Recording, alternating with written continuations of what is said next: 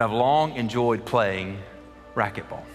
In recent years, I've enjoyed playing regularly with my friend Richard Young. We when we're not broken shoulders and wrists, we try to get out there at least once a week and play.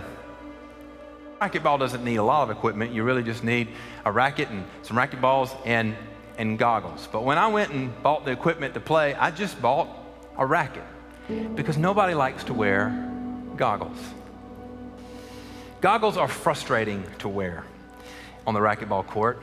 When you get hot and sweaty, which you get when you play racquetball, those goggles fog up or they slide down your face. When they fog up, you can't see. It does give you a good excuse for why you missed the shot, but they're frustrating because you can't see. And then between every rally, you're taking them off and you're wiping them. And so he nor I were wearing goggles for the longest time. Now, we knew why you're supposed to wear goggles. The racquetball, when it hits you, and it hits Richard more than it hits me, by the way, but when it hits you, it stings at best, and it will leave a whelp at worst. And of course, if that's on your back or your leg, that's one thing, but of course, if that were to hit your eye or your face, that's a whole nother thing, and it can do serious damage to your eye, the most severe of which is it can blind you. We were well aware of that, but we weren't afraid of that. And so we played for a long time without any goggles at all. That is until one day we were playing. Richard was serving, I was in the backcourt. He served, and I returned the serve pretty well with some ump behind it. And as I hit the ball, I turned my head to watch the trajectory of where the ball was going, and in that split second realized it was heading directly toward Richard. And he, in that moment, had turned his head to see how I was hitting the ball. And it went right to his eye. As soon as it hit him in the eye, he went straight down on the court. And the horror of what I thought had happened, just, you know how those things starts running through your head. But worse than that, have I blinded a friend of mine? Has his life been changed dramatically by this? And he laid on the floor with his face in his hands where I couldn't see his eyes or his face for what seemed like forever.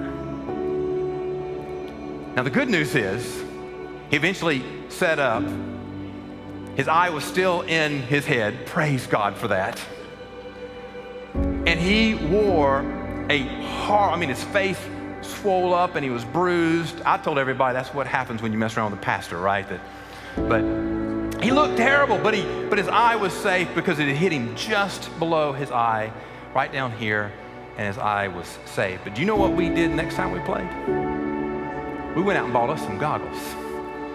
Oh, we wear those goggles. Ever since then, we wear those goggles religiously. In fact, when we're there playing and there's maybe some new or some novice players that are getting off the court or before we play or coming on the court after we play, and a lot of times they don't have goggles either, we're evangelists.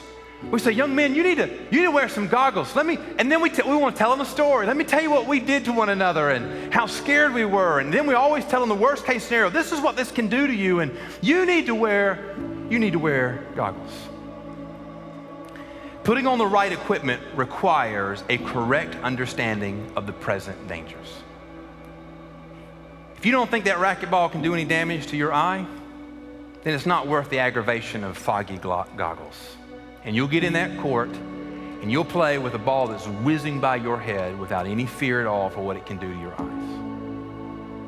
If you don't have any understanding of the spiritual danger you are presently in, you will skip through life without any concern for this passage. Putting on the full armor of God and walking obediently in the might and the power of the living God. Putting on the right equipment requires a correct understanding of the present dangers. The right equipment does not remove the danger, but the right equipment allows you to endure. You put on goggles on a racquetball court, you still get hit. And you may even still get hit in your face, and it will still hurt terribly, but you won't lose an eye. Friends, we are in a spiritual battle. And to ignore this truth will lead to foregoing the spiritual resources needed to stand firm in the Lord. I fear many of us are right there.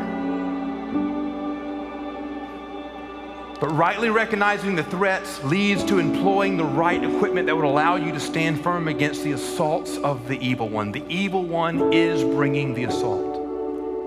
Are you prepared? The Bible encourages us, it commands us, stand firm, endure to the end, but do so by putting on the full armor of God and standing in the mighty power of the living God.